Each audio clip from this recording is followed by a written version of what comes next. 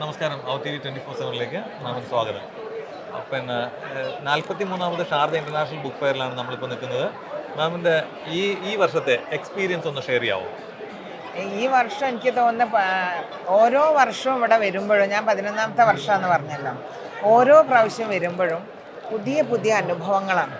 കാരണം അവർ പിന്നെ പുതിയ പുതിയ ആളുകൾ വരുന്നു, അതേപോലെ എണ്ണം കൂടിക്കൊണ്ടിരിക്കുകയാണ് ആൾക്കാർ. അപ്പോൾ എന്താ വെച്ചാൽ പുസ്തകത്തിൻ്റെ ഗന്ധം ശ്വസിക്കാനും അക്ഷരങ്ങൾ കൂടുതൽ നെഞ്ചോട് ചേർക്കാനും വേണ്ടി താല്പര്യമുള്ള ഒരുപാട് മനുഷ്യന്മാർ ഇവിടെ ഉണ്ട്. പ്രത്യേകിച്ച് ഷാർജയിൽ മാത്രമല്ല, ഇന്ത്യയിൽ നിന്നും. ഇതിപ്പോൾ ഞാൻ കണ്ണൂരിൽ നിന്ന് ഒരു ഫാമിലീനെ കണ്ടു. അവരെല്ലാ കൊല്ലവും വരുന്നതാണ്. അവർക്ക് പുസ്തകമൊന്നും പ്രകാശനം ചെയ്യാനില്ല. അവർക്ക് ഈ പുസ്തക പ്രകാശനം എന്ന് പറഞ്ഞാൽ മാമാങ്കം കാണാൻ വരികയാണ്.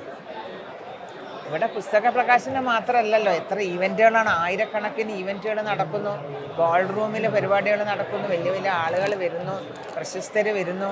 അപ്പോൾ അങ്ങനെയൊക്കെ ഉണ്ടാകുമ്പോൾ ഇത് ജനങ്ങൾക്കൊരു ആവേശമാണ്. ഓരോ വർഷം UAE മലയാളികളും അതുപോലെ മറ്റുള്ള ആളുകളൊക്കെ എക്സ്പാറ്റ്സിനും ആവേശം കൂടി വരുന്നതായിട്ടാണ് എനിക്ക് തോന്നിയത്. അതുപോലെ തന്നെ ഈ പുതിയ എഴുത്തുകാർക്ക് ഒരുപാട് പുസ്തകങ്ങൾ ഇവിടെ സൃഷ്ടിക്കപ്പെടുന്നു, പുതിയ പുതിയ എഴുത്തുകാർ വരുന്നുണ്ട്. അപ്പോൾ അതിൽ എത്രത്തോളം ഹോണസ്റ്റ് ആയിട്ടുള്ള എഴുത്തുകാരുണ്ടെന്ന് അത് നമുക്ക് ചിന്തിക്കേണ്ടതാണ്.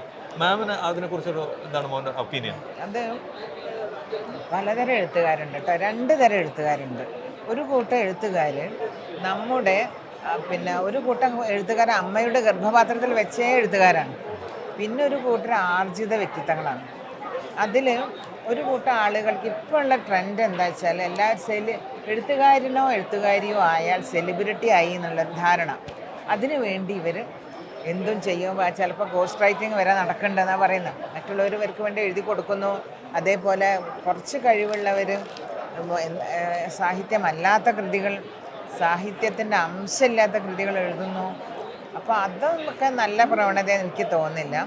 സർഗാത്മകതയുടെ തീപ്പൊരി ആത്മാവിലുള്ളവർ മാത്രം എഴുതുക, ആ തീപ്പൊരി ആളിക്കത്തിച്ച് ജ്വാലയാക്കുക എന്നാണ് എനിക്ക് പറയാനുള്ളത്. Thank you ma'am.